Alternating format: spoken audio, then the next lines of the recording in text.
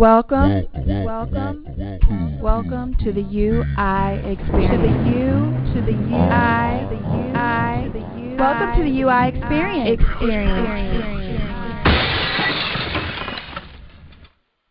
Hello, and welcome to the UI Experience, UI Daily Show 27, where we bring you the news from a UI perspective, from a black perspective. I'm filling in. This is Patrick. I'm filling in for Kenneth for the moment. But we do have good brother Terry with us. And we have the God I Am David. Y'all want to say what's up? Peace. We are here, ready to participate in this intellectual conversation. All right, so first up, we have the same as we always have, 3 topics for everyone today. And the very first topic we're going to get into is the latest video evidence of the black man that was shot at a gas station by a state trooper. He apparently was shot in in Columbia, South Carolina. He was stopped. He was asked for his license and registration. He went in his car to get his license and registration, and as soon as he turned around and stuck his hands in the car, the police officer opened fire multiple times. The police officer has since been fired and arrested and is facing 20 years. But, you know, let's hear you guys' thoughts on this subject matter. Terry, since you were ready to go first, go ahead. All right. As we talked before I got on the air, this is something that I just feel is going to continue to happen. We are clearly under attack in the United States against white America. White America has decided that we are the target in the country. And every time an incident is involved where a police officer comes to the scene and there's a black person involved, they are coming to the scene with weapons already unholstered. And as I said before, there was a time in this country where there were certain police officers, even white ones, who would not unholster their weapons in their entire police careers. And now every single scene in which a white cop comes to the scene and a black person is involved, they're coming with weapons drawn. So they're clearly not doing what they were trained to do, which, again, is to assess the situation. I said that yesterday. If you are a police officer and you're not a coward, when you come to the scene, you are there to assess the severity of the situation first. So drawing the weapon and unholstering it should be the last option, clearly the last option. What they've done is reversed it and made it the first option. So in this case, this brother is told, sir, I need to see license registration. He complies, goes to get the license registration. As soon as the man's body turns, he goes in the car, cop opens up. What you have there is a coward-ass cop, scared, you see, because you firing all rounds and you just told the man to reach in and show you some ID. And when he reaches in, because of the fear of the black man that's already in your coward-ass white heart, you open up on him. You see, again, we're clearly under attack throughout this country. It started from the moment Barack Obama became president. They were so irate that this black man is in the White House that they said, now we just going to make niggas a target all over the country for everything. And this is what's happening with the police. Every time they come to the scene, look at case after case after case in this country. When there is a white person involved and the police come to the scene, the weapons are still holstered. The white person can cuss them out, be drunk, spit on them, vomit in their car, throw rocks at them. They will not unholster that weapon and shoot. But as soon as they come to the scene, and all I'm doing is pulled over because, I'm doing, 60 and a 55, and you pull me over, you got the weapon unholstered, ready to fire off a round. So what this comes down to is their prejudiceness, their biasness, their fear of us brings them to the scene already prepared to gun us down. And there really is no way to fight against this other than to find a way to protest, because they're setting us up to say, if these niggas come at us violently, we've got every reason to gun them down by the thousands. But if we come at them peacefully, now you're denying our rights to peaceful protest by saying these niggas is causing a problem because they blocking traffic. So we're in a position where we cannot win, but we still try to find a way to fight ahead. We still try to find a way to move forward.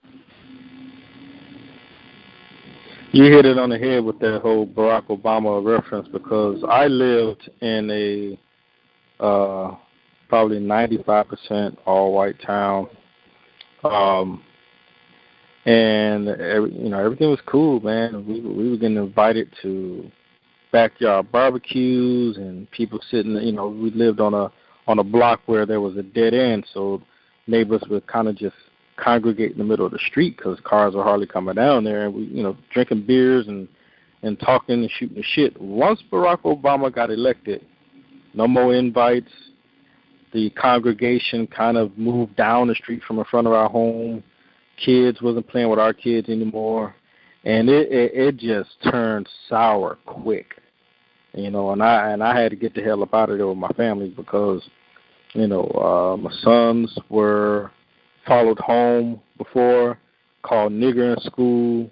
I'm driving down the street with my little one in the car, and white boy pulls up on the side, calls a nigger, and it was just like, really? And this was in the north. This wasn't in the south. This was in the north. And we all know, we heard the stories of how the militia groups went from 400 to 1,200 upon his election. We did. It signaled to them their greatest fear. Black blacks taking over this country. Intelligent black men making decisions and being the decision makers and affecting their lives. White folks are cool when they are in charge. They cannot they cannot lead with anyone else. It has to be them at the top. And when it comes down to it, it's that damn Neanderthal idea of survival. You see in the cartoon Croods or whatever it is, where it's just all about survival for them, and they do everything preparing for threats, and they eliminate threats. And now they preemptively, attacking people. And that's what's going on with us right now, man. We're being preemptively attacked. This was the Bush doctrine, and we're seeing it play out, domestically. And it's, no matter how many cameras are catching this stuff, people are getting off, getting slapped on the wrist, for killing black men, black women, and it's frustrating because I have sons, man, and it's like, what do? You cannot go out and do the same things that a white citizen would do. You can't do this to white citizens. You have the Bundy Ranch sort of reaction. You do this shit to white citizens, they're getting their guns and they're pointing it at law enforcement and they daring you to make another step. And law enforcement will turn the fuck around. We don't have that luxury. So essentially, our whole card is being pulled. They're like, nigga, what the fuck y'all gonna do? Yeah, we got it like this. What the fuck y'all gonna do about it? And that's the point. That's where we at right now. That's true. Exactly where we at right now. Look, I've always said, if you want to see if a white person is racist, put a black person in authority over them, and watch and see the level of racism that's within them. And this is in corporate America, anywhere. You can work at a sanitation district, and if you drive in the truck and the white boy's in the back dumping the garbage, you'll see the racism in that white boy come out. I don't care what level it is, CEO down to laborer, down to dishwasher in a restaurant. If you're managing over white folks in any way, you will see that racism come out of them. There's something inherently in those people where they feel they are superior. They just think somehow they are the ones that are supposed to dominate the earth, and every other race on earth is supposed to be in subjection to them. Which is why this conflict overseas is happening. You've always got these white folks running things in America, going over to other countries and disturbing other people's ways of living. And then when they start to fight back, now they're the bad guy and they're evil. It's just nonsense, man. We live in a world that is absolutely insane, and it is headed up by white people. They are the most insane of the crew, but targeting everyone else and saying we are the problem. No, you are the problem. And then talk everyone into believing that we are the problem. Absolutely. Well, and the funny thing is, you have to have a scapegoat. You got here's the thing, and you pointed out that they have this something inherently in them that makes them feel like they're superior. And I would argue that it's opposite. I would argue that they know they're inferior and they spend their whole existence trying to guarantee their survival. You know what? I'm on board with that.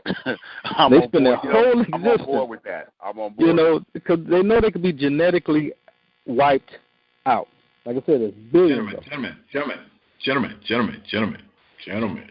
I apologize for being late. I was really having some tech this morning. Our free conference call link just did not want to let me in until I made some adjustments to my computer. But be that as it may, yours truly, Jalal Tariq. I apologize for, as I said, for being late. I don't want to shift this conversation down that road, because that's a whole nother show right there about, you know, the genetic differences between black men, white men, inferiority, superiority. It is what it is, and we all know what it is. But the focus of this topic was this incident that just took place. And this is, I wasn't on, and I didn't hear whether or not Patrick, which I appreciate. Thank you, brother, for starting the show for me. But I didn't hear whether or not the question was posed. The way I thought about it was, I read a lot of comments, because I've looked at that video on 4 or 5 different pages, and even though I'm on my Facebook hiatus, I didn't comment on any of them, but I saw some crazy comments about that video. The main thrust of which was, you niggas need to move a little slower when you're dealing with white folks. You Negroes need to telegraph your movements. You need to tell the police exactly what it is that you are about to do, and that will save your life. Me, I call bullshit on that, for one thing.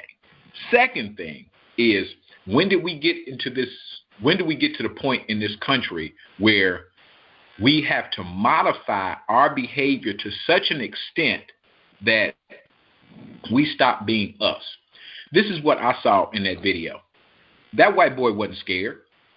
That wasn't part of his training doctrine, which is why he is unemployed right now, because I read another report that said that they had actually fired him and relieved him of duty or what have you. Didn't put him on administrative leave or anything like that. They straight fired him, because that's not training. The argument is that police are trained that if you make a certain move, bullshit, that's not what they're trained. Anybody that knows anything about law enforcement, if you know anybody in law enforcement, ask them. You are trained to assess a certain situation. And if that certain situation turns out to be something of a threat to you, then you take action.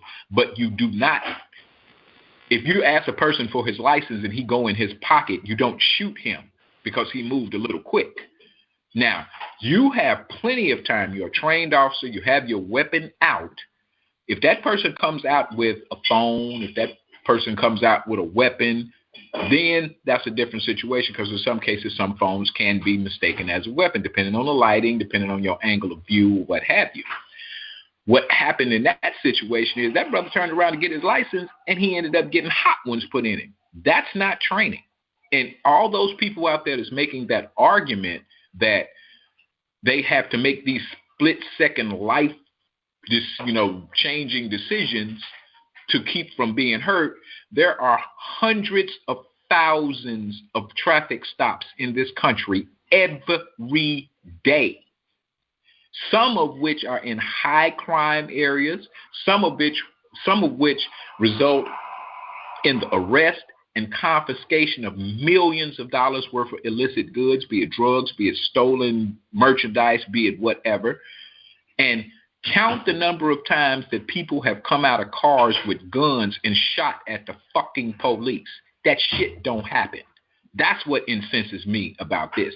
That we, as black folks, is actually falling for the okie doke. That we are looking at this situation and we are somehow putting blame on that brother. Brother, you should have moved a little. Fuck him. He asked you for your ID. You gave him. You went to give him your ID. There is no way, shape, form, or fashion that officer was anywhere in the right with shooting that brother over some bullshit like that in a highly broad daylight, thousands of witnesses at a gas station. He wasn't in a 81, 82 Caprice Classic sitting on dubs. You see what I'm saying? He didn't get out sagging. He didn't get out with a 5X T-shirt on with gold around his neck. He didn't fit any of the parameters that we say are thuggish behavior, but you still shot that man because you asked him to do something and he complied. So that's my rant. My rant is when did we become so, is there a word for it? When did we become so malleable in this society that this society can mold us to the point where we're not even considered citizens anymore? We don't have any of the rights of citizens. That's my question. And I see we got a gang of people on here, and we need to get to some of these newer voices. Somebody call out your name. Who is this with this 618 number that's been waiting? Some of these people just want to listen, Jalal.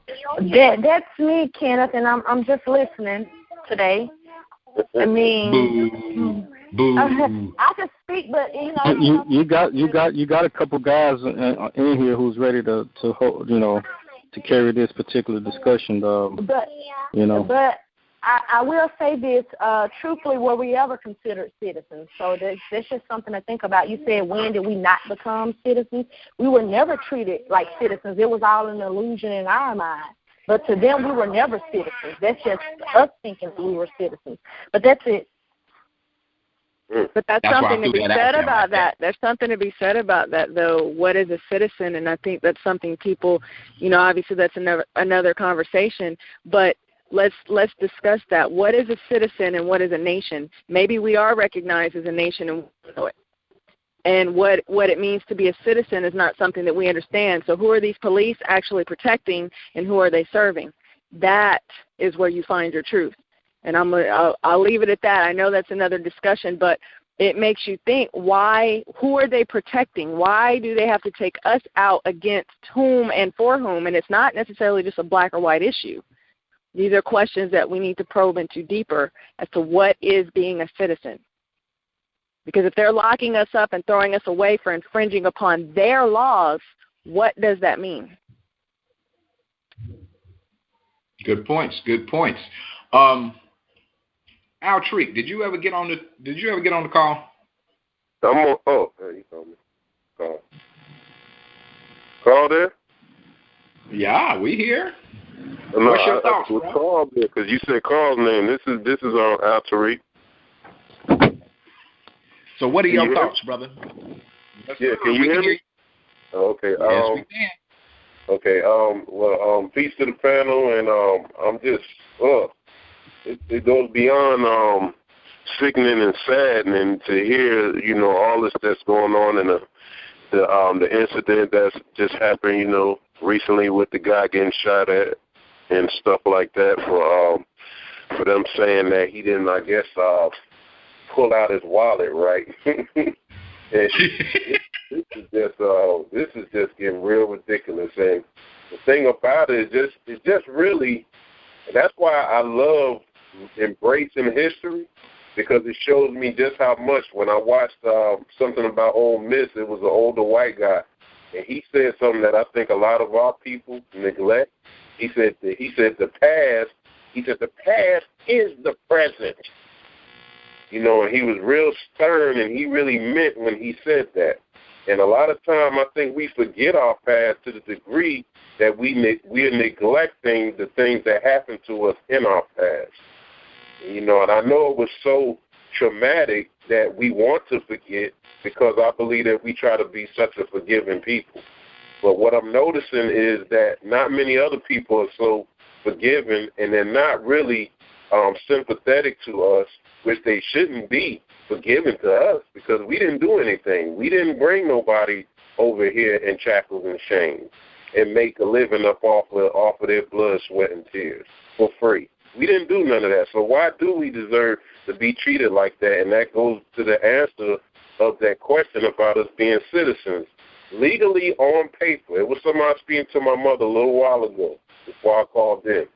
And I said, a lot of stuff that's on paper, just because it's on paper, doesn't mean that off the paper other things are being going on as far as unwritten laws. And that's what we're dealing with when we're seeing our people done the way they're being done out here in our societies by people who's brutalizing us.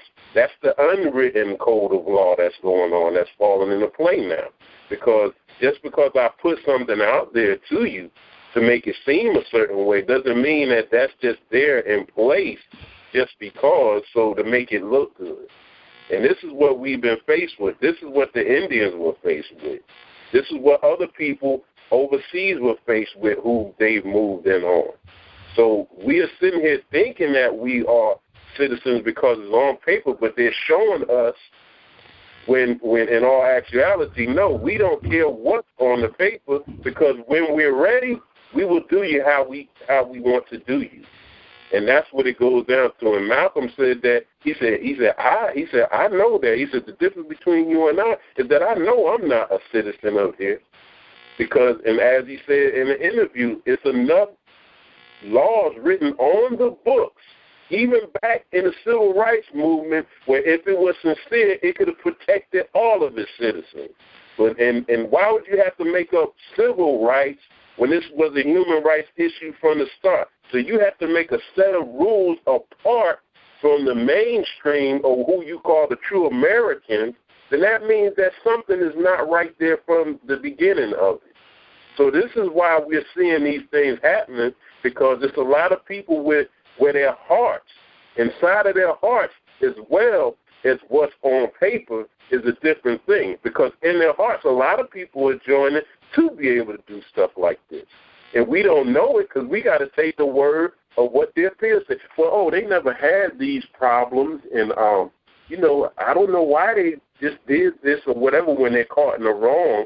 And it's always excuses made for them, rather if they're in blue or if they're a so-called regular citizen that shoots us down and kills us and say that they fear for their lives when we weren't doing anything for them to fear for their lives. So this is what it's coming down to. And I feel as though in a way with these things happening, everything happens for a reason, and certain things are calculated to happen to get certain results out of what you're doing. And I feel as though they're trying to force our hand. And when you keep doing this, and this is happening all over the nation, you're trying to force people's hands to do something so you can come back with another way that you really want to do it. So they can do, I guess, is what they were saying when the president got in it, so they can take their country back. Exactly. I have heard that, and that's a topic for a whole nother show. I feel the same way when you hear, especially white people, say, I remember the good old days. You know what I mean? I wish we can go back to the old West times. Wait a minute. We were slaves. During that time, we were slaves. What are you trying to say? You know what I mean? The good old times when we was just maids and dishwashers and, basically free unpaid labor. Is that what you're talking about? Was them the good old times for you? But like I said, that's a whole nother story. Well, what are conservatives trying to conserve? It's in their name, conservative. What are they trying to conserve? So the status quo. The powers that be, the status quo, and the status quo has never included us, and it never will include also, us. What you got to understand is with law, you go grab your Black's Law Dictionary and look up a lot of these words that we think they mean something, but these people go by a whole other set of definitions. Okay, so we gotta know that, Get a Black's Law Dictionary, preferably a first or second edition. Might not get a first edition, but there's second or third editions out there. And just look up some of these words, and you'll see that this is all set up to protect the corporate interests. People are companies based on those on these definitions. They say things in public, these politicians, and we think it means one thing, but it means it has a whole nother set of definitions. So goes to the whole idea of citizen. It's a reason why we were told as the black people that we are a nation within a nation. These acts on their end, yes, they're very provocative. They're trying to get us to do something so that they can use their heavy hand. However, on another level, this is a unifying event. And if we don't, if we don't come together to some degree, and then we don't need 40 million people acting as one. We may need 1,000 here in Texas, and then 1,000 in California. You need pockets to come together and protect themselves and show that, hey, we're not having this. We're not taking this shit. That's for sure. Terry, I got a question for you, bro. And then I'm gonna come at Patrick with this same question, because I know both of y'all deal with youth. Is there a set of rules that maybe we should codify that basically teaches our children a certain mode of behavior? I mean, we know it's practical because, it is what it is. They're killing us for no reason at all. What should we tell a young black man? What should we tell him to do when he's approached by a law enforcement agent? Well, again, this speaks to how we choose to raise our young men. And if we have a generation in which the parents have decided that getting high and getting drunk and chasing each other in and out of beds is more important than raising your son, then you're going to create this thug mentality of kids that we have now. So first of all, we are to blame for the fact that we've created a generation of young people who think that thugging is to be idolized, who look up to people who are quote-unquote thugs. If you make a thug your idol, then you're right in the scope of the policeman's gun. They want you to be that kind of way. So what we would have to do is teach our young people to, just as we were taught when we were kids by the men who raised us, when you walk with your head up. You walk with your chest out like you about something. And you look people in their eyes and you speak to them with confidence. You let them know that you stand for something. Let them know that you're literate, that you have a skill set, that you are aware of what is going on in life. But when you walk with your head down, your pants around your ass, you got, a tattoo rag around your head, blunts in your pocket, and everything is angry and all that, you're putting yourself in a position where they can judge you. Should we have the right as young black kids? Should they have the right to have their own cultural identity? Absolutely. When we were young, we had afros and bell bottoms, and we would wear stacked shoes, and we were right on. We loved George Clinton, Parliament Funkadelic. We had our opportunity to be young and wear our young style, but we also understood there was a social responsibility when we went out in public to conduct ourselves a certain way. So this is what we need to get our young people to understand. When you're out in public, there's a certain way that you should represent yourself so that people see the positive side of you, so that they see the intellectual side of you. But if you're out in public glorifying your thuggedness and women are glorifying their hoochiness, then it's very difficult for us to then defend you when they say you're out here causing problems, because they're already afraid of you. You see, so for me, that's how I would handle it. I would teach my young people how they should conduct themselves in public. Okay, and I get that, but I would parse that by saying this, and I'm gonna go to you, Patrick, on this one. That's true. Everything about that is true, and it would have concrete validity if the people who getting killed are not all thugs. You see what I'm saying? Because if I live in the burbs, I live in a fairly affluent part of Texas. You see what I'm saying? One of the worst states in the world, as far as race relations is concerned. And these young black kids out here, they don't sag. They don't, carry themselves as quote unquote thugs, whatever that means, right? To certain people from the outside looking in. We might not be happy with it, but it is what it is. But then how do we reconcile the fact that Jordan Crawford wasn't a thug? He got killed in fucking Walmart in Ohio some damn where. In the burbs. You see what I'm saying? This brother just got shot. Right. But remember the question you posed to me was, what do we say to our youth? So there are a lot of youth out here that are in that glorifying behavior. Yeah. So of course you're going to have black folks who are, doing things right and living right, like the guy who got shot at the gas station. This guy had nothing to do to me with thug life. And that's what I'm saying. That's why my question is there a overarching type of behavior that we should be teaching our black kids, strictly not fuck what other people say about their culture. I can care less about that. You see what I'm saying? My question is there a codified set of rules that we should be teaching our kids, our young black men, whether they thugs or not, on how to deal with law enforcement? Patrick, what you think? You're saying, is there a code of conduct we can teach our kids to keep them from being killed by cops? Is that the question? Basically, yes. No.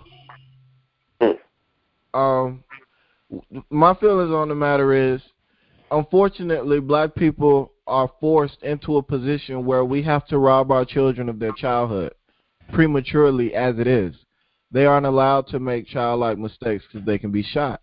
They aren't allowed to rebel as teenagers often do, or they will be shot.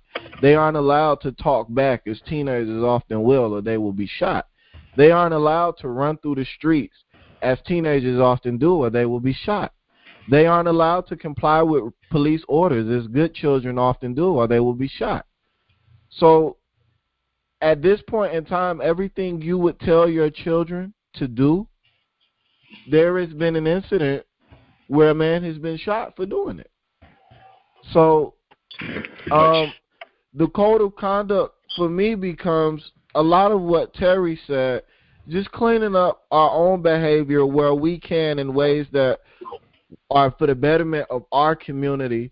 And in doing that, we have to develop protection within our community for the police violence. But as far as dealing with the kids, it's just a matter of making sure they're aware of what's going on around them. And that's what I mean when I say you have to rob them of their childhood.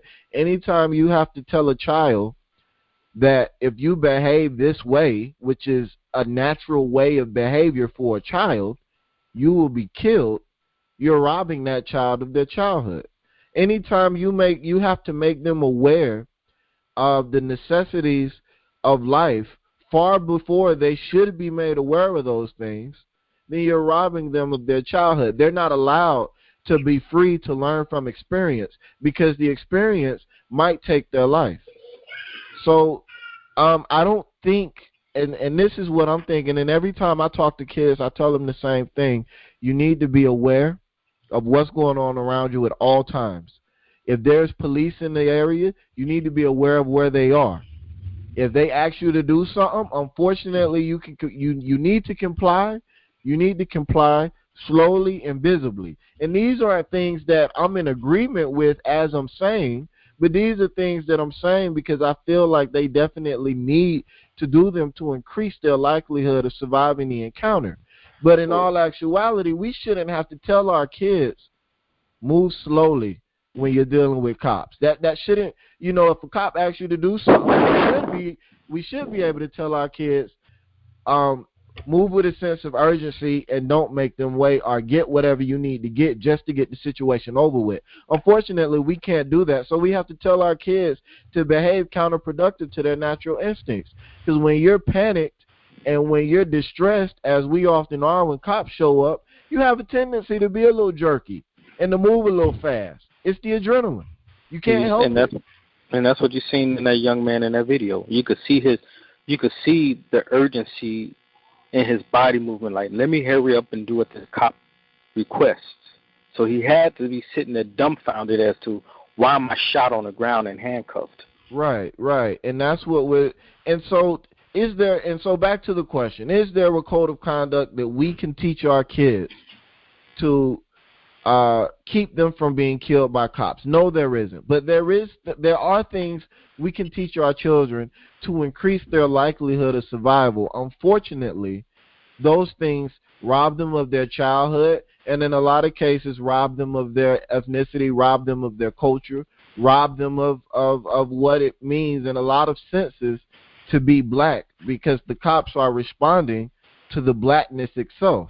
So the only code of conduct we could teach our kids to eliminate them being murdered, it would be to teach them not to be black. Now, do we really want to go down that road?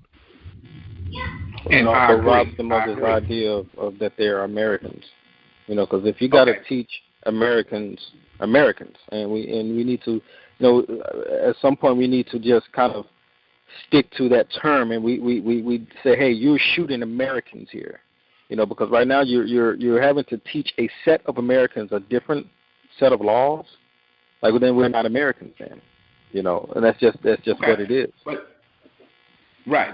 But let me jump in here because we need to move on to our second topic as well. And this is my thought, though.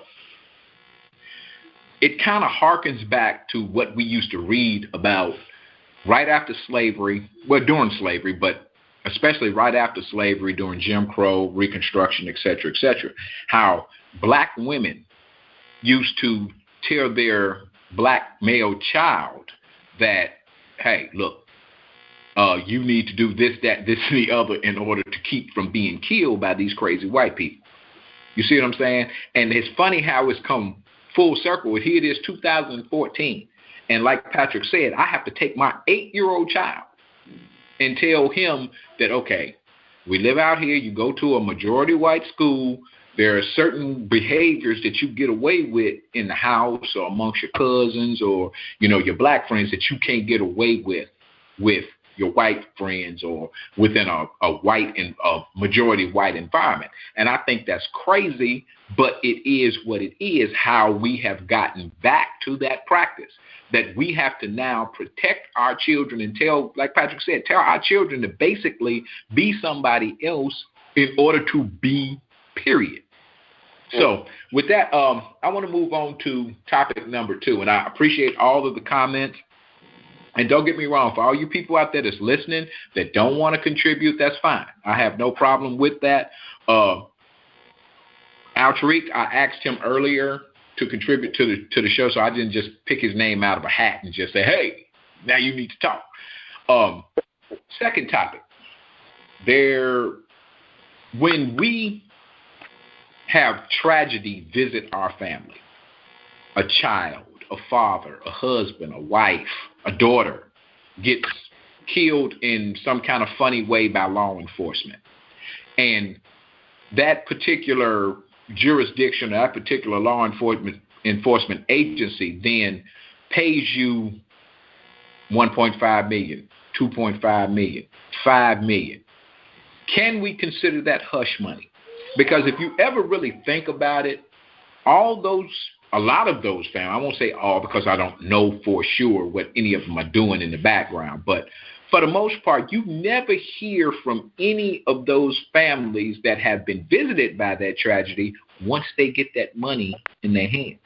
And if that's the case, then it begs the question, what is a black life worth?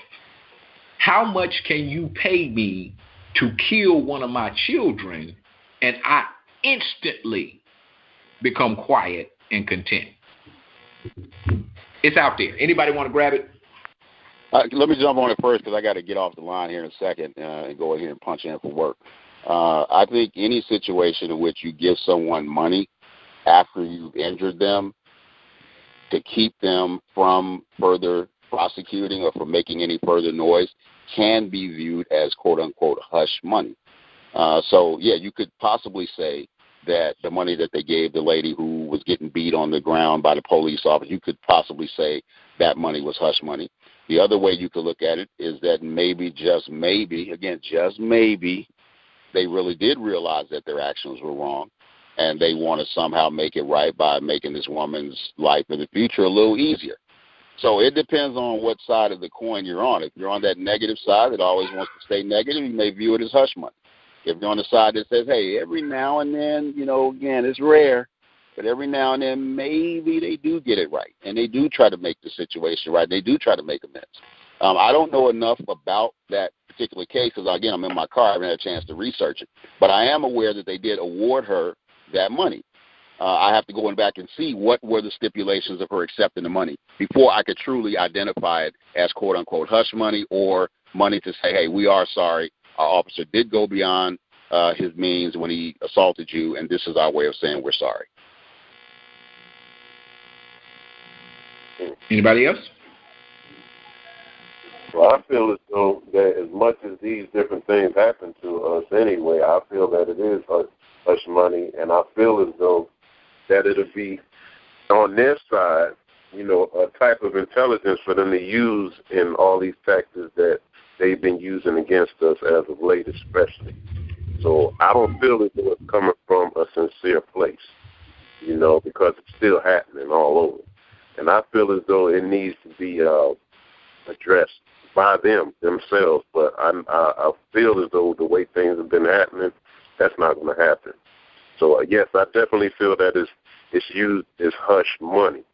And I think in a lot of cases it's rare that they're really doing it. And not to say all of them, and in some of these cases they're really doing that, out of the goodness or the kindness of their heart, because they're just all of a sudden these moral, and integrity-filled-hearted people, and I feel that it's hush money for the most part. Yes, especially with the way he was beating on that woman.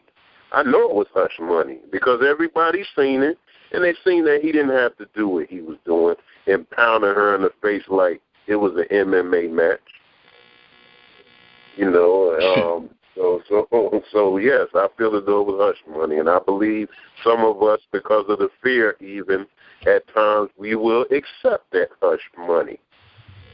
And I think in a lot of instances we have taken, hush money because we don't want to deal with all the pressure that's going to come with, with the whole situation on the whole. So we'll go ahead and take it because we feel that we can't fight back really anyway.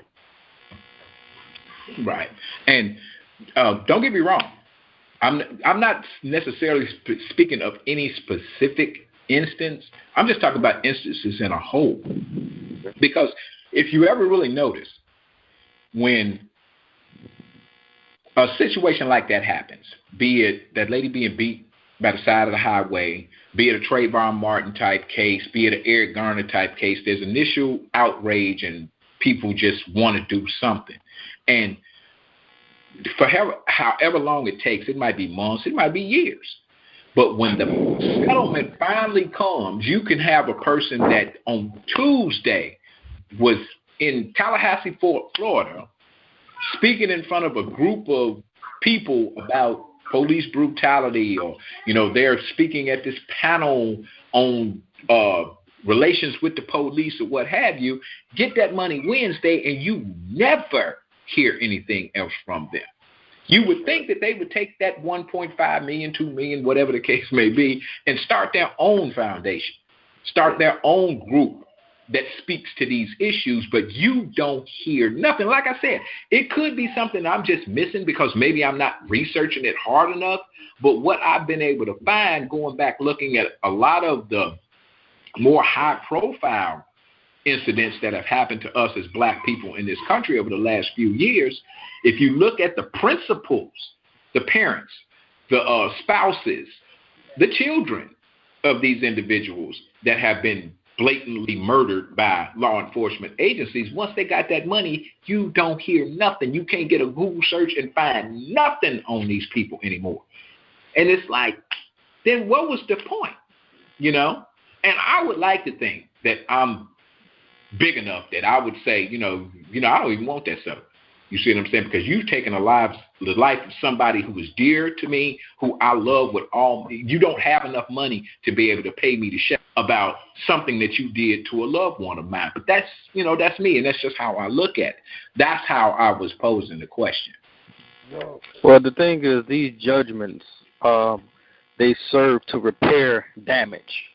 That's what they're supposed to do, because there's a value on your life, on your happiness, and so when they come to pass these judgments and settle for X amount of dollars, that's a form of reparation. And the word reparation, there's the word repair, and they're repairing the damage. So what people do after that, with it, I get your point. I for one would take any the settlement, but then again, I will also go and do something with it, which is what kind of what you was alluding to. But just keep in mind that is to repair damage. That's what it's for. That's for sure. Anybody else got anything they want to add to that? Well, my specific take on the matter is, I agree with what David said about reparations. I definitely think if you are going to take a settlement, you should take that settlement and do something with it. More often than not, you're given just enough money to make you feel like you can do something, but not enough to really do something. Not unless you're fairly intelligent with the way you maneuver. I mean, you give somebody that's never had $1 million before $1 million, and they start having all these dreams of grandeur, and then they realize what $1 million is actually worth, and the next thing you know, they broke.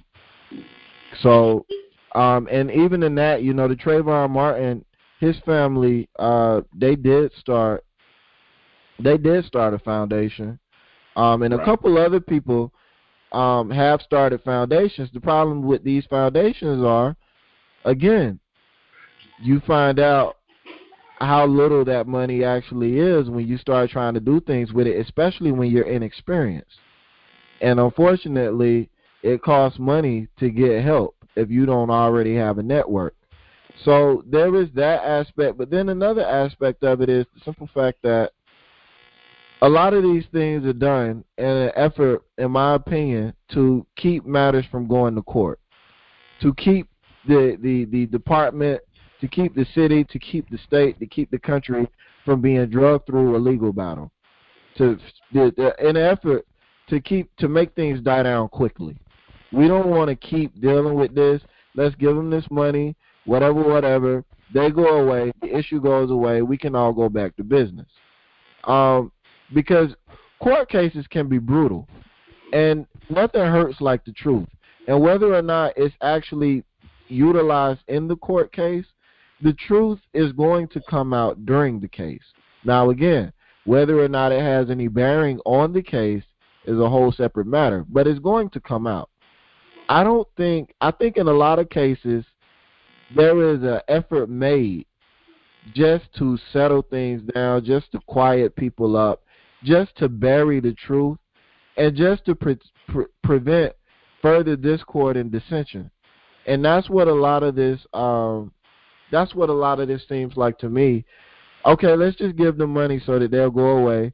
This whole problem will go away, and we won't have to deal with it anymore. Because if we get into a long court battle, and things become entrenched, not only is that more expensive for the city, especially if we lose, because we have to pay not only our court costs but theirs.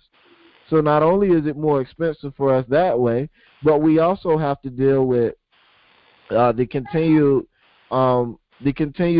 social effects of having our name dragged through the mud day after day after day after day in the limelight. And nowadays, court cases aren't just a national issue. You're talking about being dragged through the mud on an international level, on a global level. Everybody, all in your business, that has major business implications. I think for black people, when we get an opportunity to take these settlements, we really have to weigh the pros and cons of what's going to happen.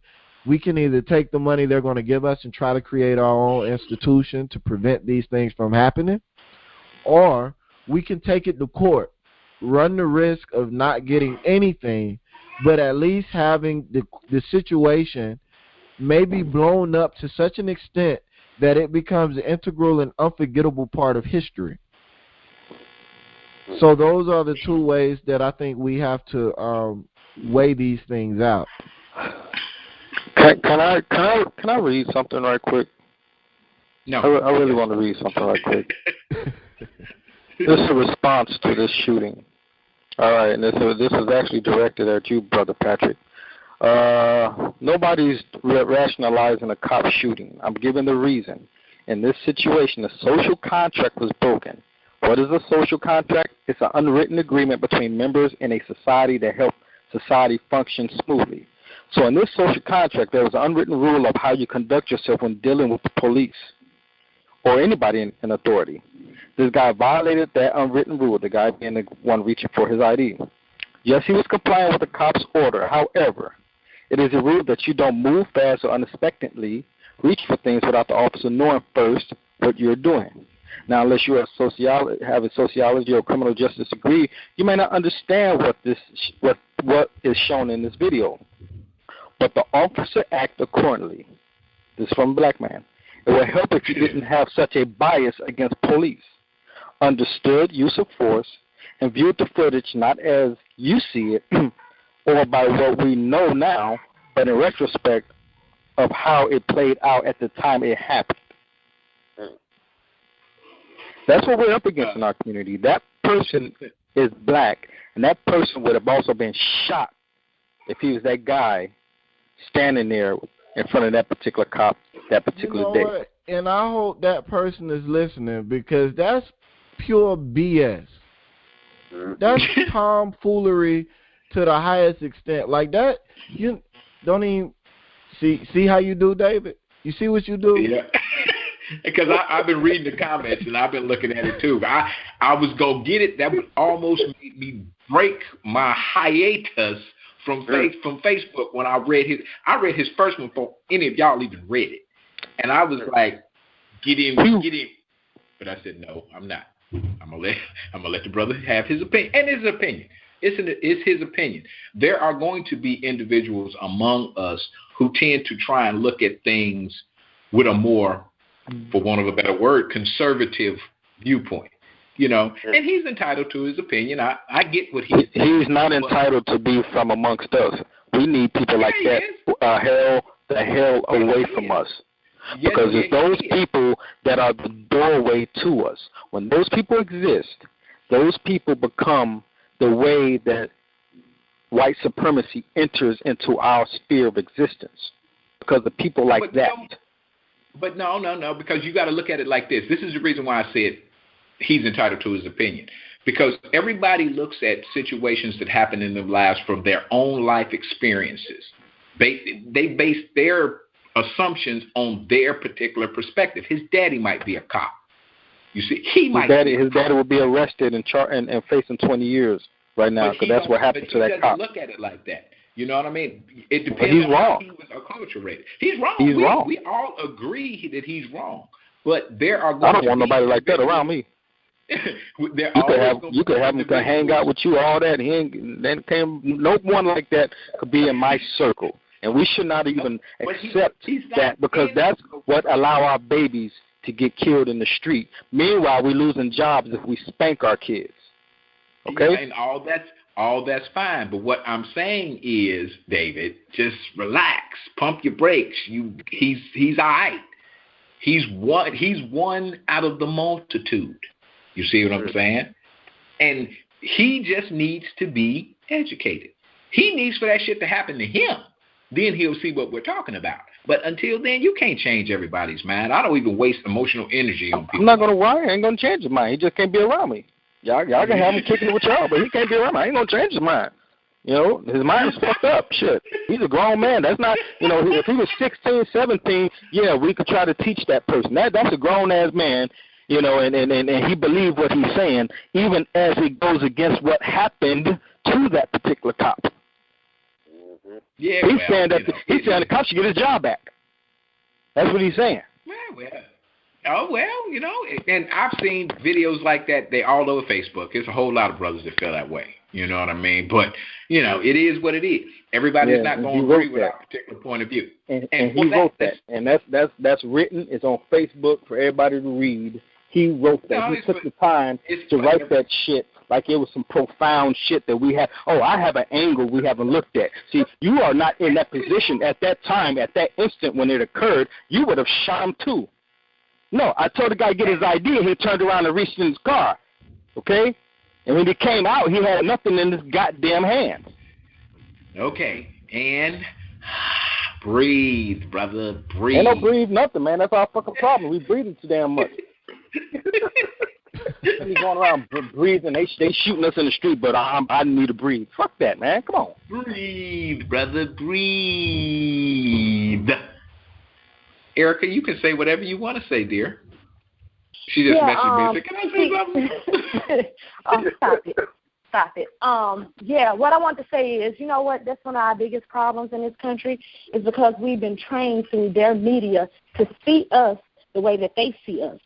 So we go to their television shows, we watch Fox, we watch NBC, we watch ABC, and we listen to their commentators, we listen to their experts, and then after you hear it for so long, you're like, yeah, it's right because everybody's saying it. But look who that everybody is. That's why it's important for us to report our own media, go to our own media outlets and get our news, because at the end of the day, I have a degree in criminal justice, and I don't see it that way.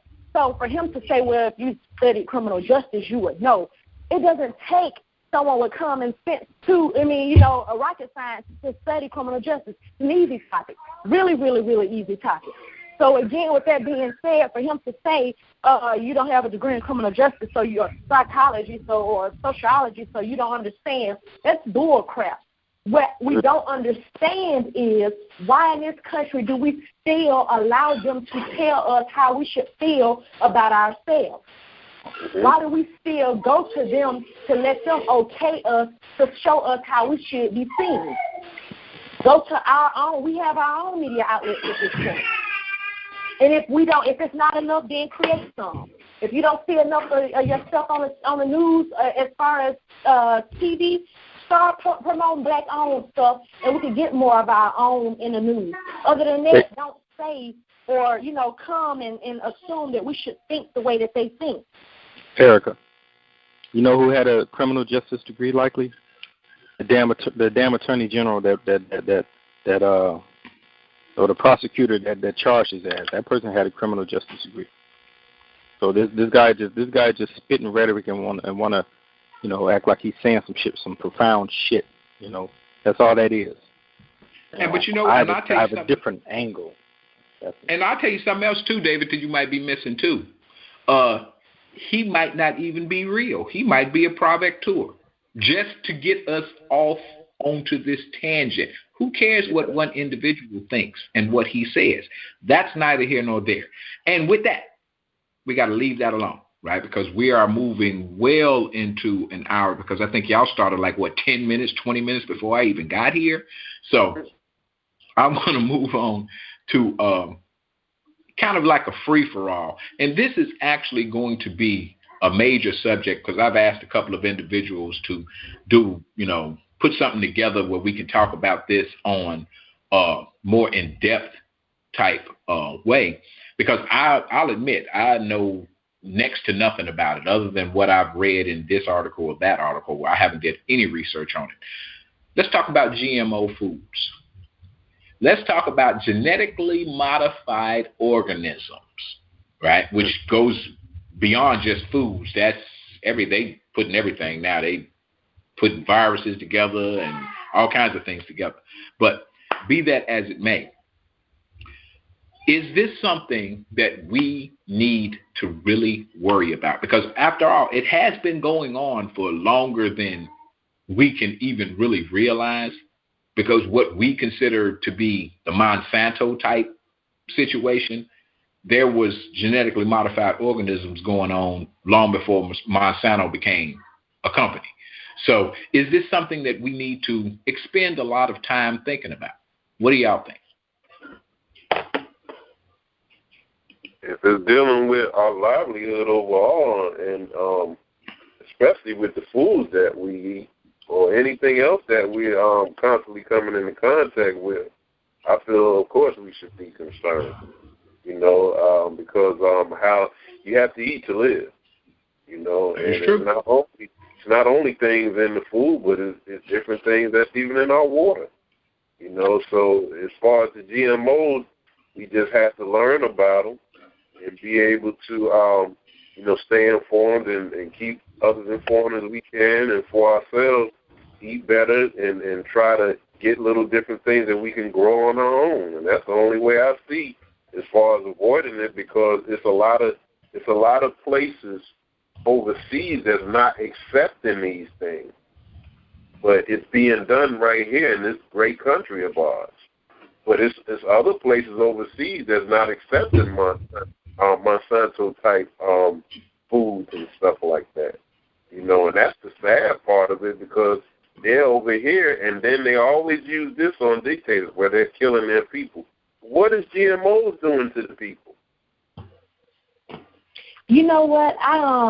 When I took biology in college, we had to go to this presentation, and it was a guy, and he talked about Monsanto and GMOs and pesticides.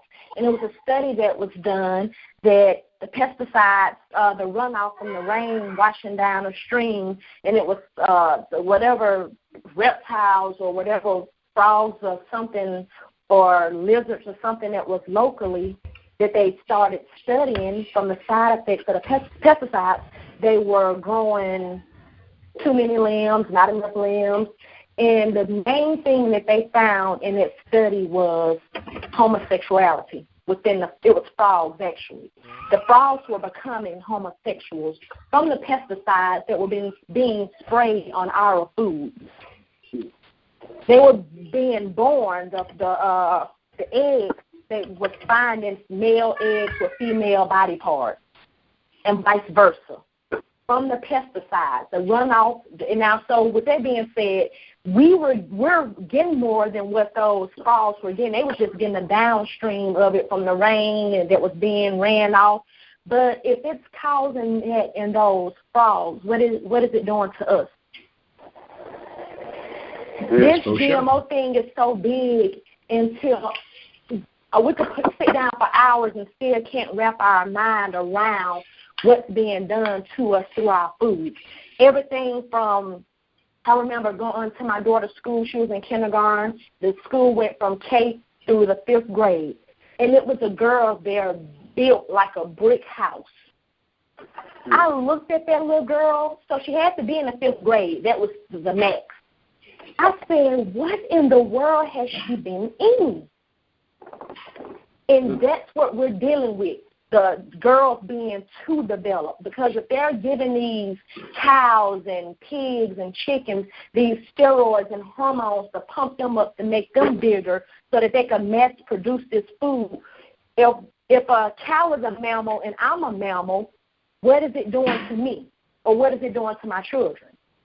It's making us overdeveloped.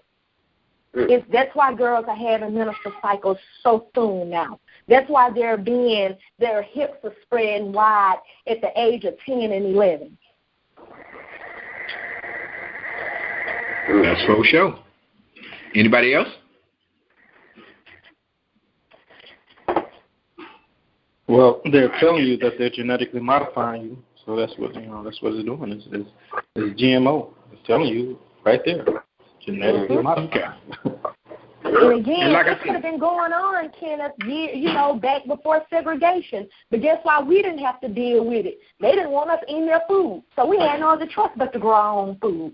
We weren't allowed to eat in grocery shop and all of that with them, so it really didn't have no effect on us.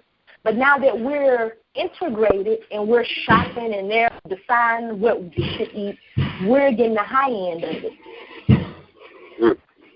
And that's true. That's true. My thing has always been this. There's a push right now in this country that all GMO foods now have to be labeled. That's what the push is in the FDA. Of course, you have these companies like a Monsanto or Archer, Daniels Midland, whoever. They're pushing back against it and saying that we shouldn't have to do that.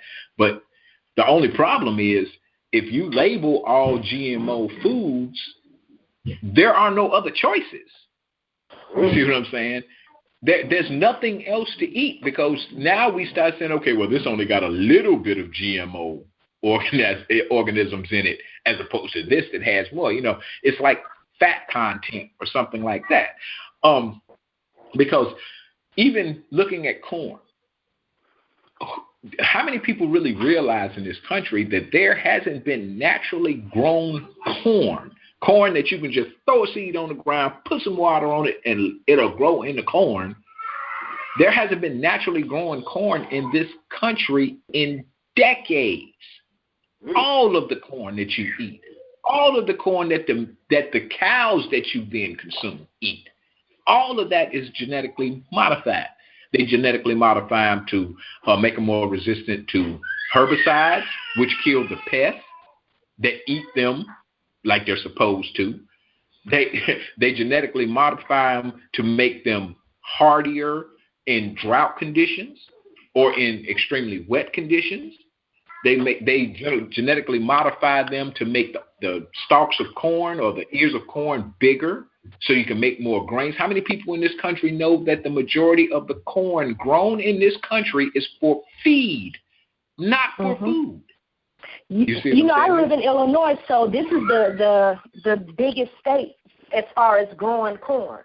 And we're right next door. I'm in southern Illinois. I'm right next door to Monsanto, the home base of Monsanto, which is in St. Louis. Mm-hmm. And, I mean, like I said, this is a subject I want to deal with in a subsequent show, because I want to kind of halfway transition and seg that into how can we grow our own foods. I mean, can you even buy non-GMO seeds anymore? And where would you buy them from? They were really pushing to make it against the law. You got to go to Europe. It's all food, but Monsanto wanted to be against the law to not buy things that aren't GMOs. You have to go. You have to go to Europe to get your seeds. You know, I'm pretty close to a chef who that's what he does. You know, in order to get pure, you know, untampered with seeds, you have to go hop on a flight, take your ass to Europe to get some. But here's the deal: there are pushes being made nowadays to make planting non-GMO seeds and things like that illegal anywhere. Now, it isn't just yet, but there are pushes being made to make planting natural seeds illegal. So that's something else to consider. I'm of the mindset that, never mind, that's the topic for another show. Exactly. It's one of those things that is so large and there's so many different directions that we can take that it's gonna have to be dedicated to its own particular show. If not necessarily the daily show, maybe, you know, open discussion show at night or something where we got a couple of hours to flow with it. But like I said, that was just a teaser to let y'all know where our minds is at as far as that's concerned. Because I want to start winding this down, because I know we're well over an hour now, because I've been here an hour and 10 minutes and I was late. So I want to thank everybody who called in, everybody who contributed, everybody who came in and listened to it, even though y'all were scared that I was going to call on you. I'm not. I'm going to stop doing that, you know, put you on the spot like that.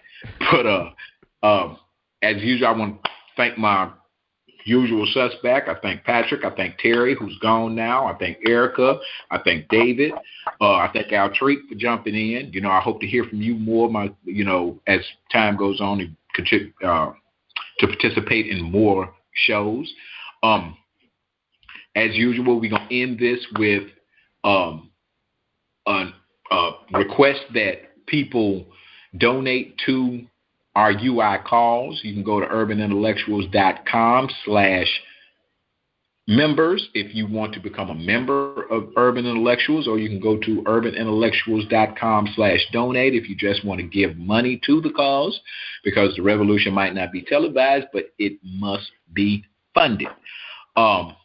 This is show number 27, and I hope that we are able to continue in this vein and have good, relevant topics and good, relevant discussion about those topics. Is somebody trying to say something? Is somebody raising their hand? I had just wanted to say something based on what y'all said about those seeds. I actually seen, and it's not like I'm an expert at it, but I seen some at a place called Trader Supply, where they said where I seen these packages of seeds where it said that it wasn't GMO. Cool. Yep. And I tell you what, look something up on that, because the next time we do this subject, I'd like to have something to say, okay, well, if you do want to buy non-GMO seeds or what have you, that you can go to these particular sources. So, and with that, we are going to bring this show to a close until tomorrow at 1 o'clock, when there will be a guest host. We haven't narrowed it down to who exactly is going to step up to the plate.